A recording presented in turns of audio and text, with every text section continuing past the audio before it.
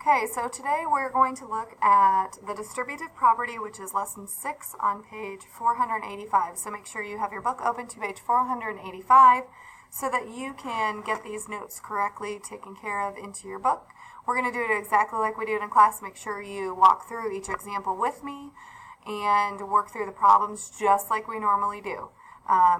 Yes, I'm here, woohoo, in this video, but it's no different than me being in front of you. So take your time, stay with me, and you'll be just fine. So we're going to go ahead and get started, and we're going to take a look at page 485, and we're going to take a look at this first question that talks about baseball.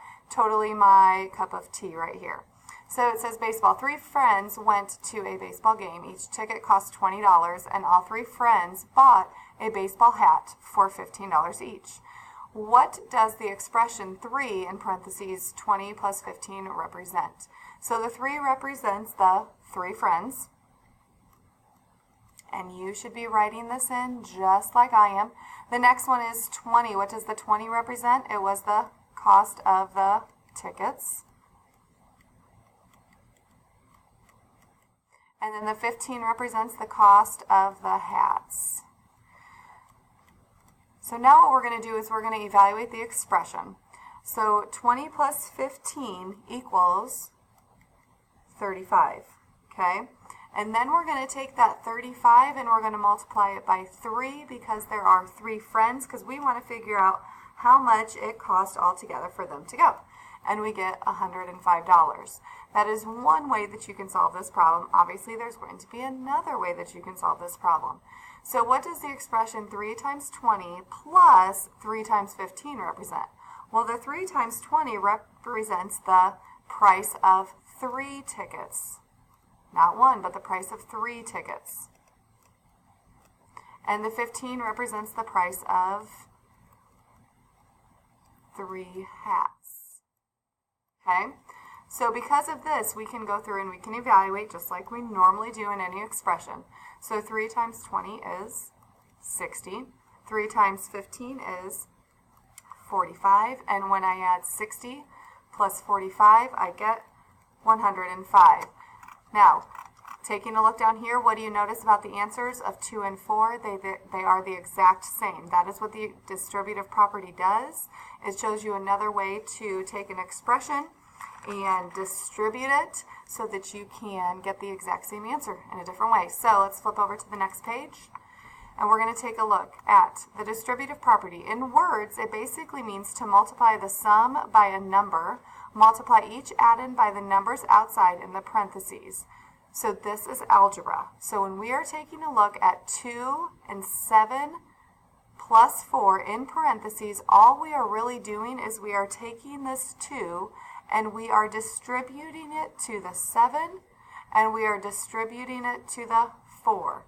When you have the parentheses and the number together, that means that you are multiplying. So you're really doing 2 times 7 plus 2 times 4.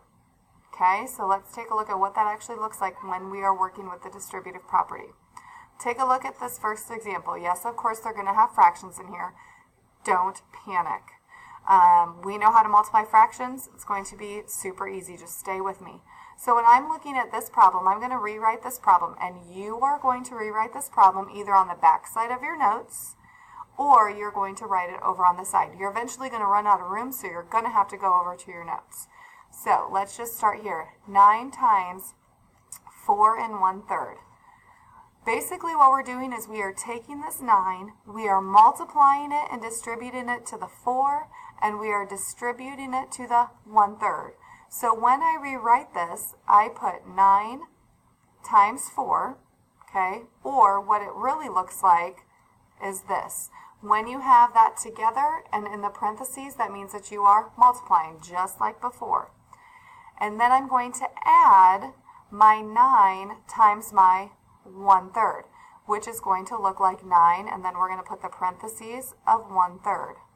Now I'm going to evaluate. We're just going to do this problem. So 9 times 4 is 36, plus 9 times 1/3. Now, if you recall, I'm going to draw this in red. I want you to head back over here with me. We're going to do 9 times 1/3. We put the 9 over 1 because it's a whole number. Now we can cross simplify to make our life easier. So I know that we can divide each of these by 3. So 3 divided by 3 is 1. 9 divided by 3 is 3. All I do is I multiply my numerators. 3 times 1 is 3. 1 times 1 is 1, which gives me an answer of 3. So now I'm going to come back to my problem, and I'm going to put plus 3. And so when I do 36 plus 3, I get an answer of 39. Let's do some more problems together. Let me erase this. And we are going to jump right down here. The good thing about this video is if something isn't making sense, you can watch it again, and I'm sure you'll just love it watching me twice. Probably not. Actually, you're probably really excited that I'm not there today. So, I guess you're kind of lucky, but anyways. So, let's take a look at A together. So, we're going to rewrite the problem. Again, if you don't have room over here, you're on the back side of your notes. So, 5 times 2 3/5.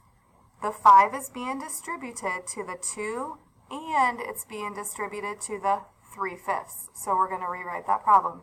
It is 5 times 2 plus, go back to the 5 times 3/5. Okay, so we can do this problem right here. 5 times 2 is 10. Now let's think about this one. I'm going to bring it back over here just because I don't have a lot of room over here. And I'm going to go 5 over 1 times 3 over 5. Well, I know that 5 divided by 5 is 1, and 5 divided by 5 is 1. Cross simplify. It's going to make your life so much easier. So now I do 1 times 3 is 3. 1 times 1 is 1. So my answer is just 3. I come back over here. I put my plus and my 3, and I get my answer of 13. So on A, we're going to write 13. Okay, let's do another one. Let's see if I can get my eraser a little bit bigger to make it quicker. Nope, it's not going to work for me. All right, let's take a look at B. Remember, practices doesn't make perfect, but it makes us better. So the more practice we get, the better we'll be. So our problem is 12 times 2 1/4. Okay, so we're going to take that 12, we're going to multiply it by our 2, and we're going to distribute it again to our 1/4, which now gives me 12 times 2 plus 12 times 1/4. Well, we all know that 12 times 2 is 24, and because of that, we're going to go and look at 12 1/4. Again, I'm going to bring it back over here. I'm going to put 12 over 1 times 1 over 4. I know that my greatest common factor of 12 and 4 is 4, so I can divide 4 divided by 4 is 1. 12 divided by 4 is 3. Man, all these are becoming 3 up at the top. I swear I didn't plan this, and I don't think the textbook company did either. So looking at this, 3 times 1 is 3. 1 times 1 is 1. Therefore, the answer over here is 3. So 12 times 1/4 is 3. And now I get 24 plus 3, which is 27. So B is 27. And the next one, let's take a look at it.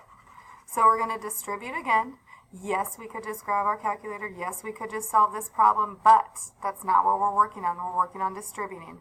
So we actually have a decimal here. It's held the exact same way. So my problem is 2 times 3.6. I'm going to distribute that 2 to the 3, and I'm going to distribute that to the 0.6. So now I'm going to do 2 times 3 plus my 2 times 0.6. So 2 times 3 is 6, plus 2 times 6/10 is 1 2/10. When I add those together, I get 7 2/10, which is my answer right here. 7 2/10. Okay, let's take a look down below a little bit here. All right, it says use the distributive property to rewrite 2, and then in parentheses, x plus 3. Okay, again, we are distributing. We are taking this 2, we are distributing it to the x, and we are distributing it to the 3. So really what's happening is we are taking 2 times x plus, coming back to it, 2 times 3. And when we do this, we don't know anything about this part yet. So this becomes 2x plus 2 times 3, which is 6. Okay, let's practice some of that. All right, I'm going to distribute my 8 to my x and my 8 to my 3. So now I have 8x plus 8 times 3. My 8x, I don't know what that is. That's a variable. We haven't figured it out yet. We don't have something that tells us what x is, so it's going to stay 8x plus 8 times 3, which is 24. So we are writing an expression, 8x plus 24. The next one is, let me extend the page a little bit, get some more room. There we go. We're going to take a look at 5, and we're going to evaluate, or I'm sorry, we're going to distribute it, 5 to the 9 and the 5 to the x. So we're going to get 5 times 9 plus 5x. And when we have 5 times 9, we get 45 plus 5x. It's that easy, guys. It is that easy. All we're doing is distributing. Okay, moving on. 2 to the x and 2 to the 3. So 2 times x we've distributed plus 2 times 3, which is 6. We get 2x plus 6. All right.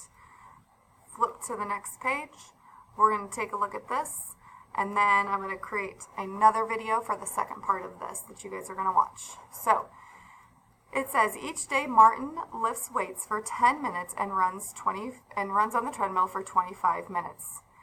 Wow, he's probably pretty buff and probably pretty fast. I don't know, probably like me. Who knows? I could still beat Martin any day. All right, see, I still have to bring humor when I'm not there. I know you guys miss me. I'm just saying, so we're going to try to make it fun. All right, I'm just kidding. Oh, anyways, okay, so what happens here is we have Martin. Every day he lifts for 10 minutes and he runs for 10 minutes. Well, how many days are in a week? 7.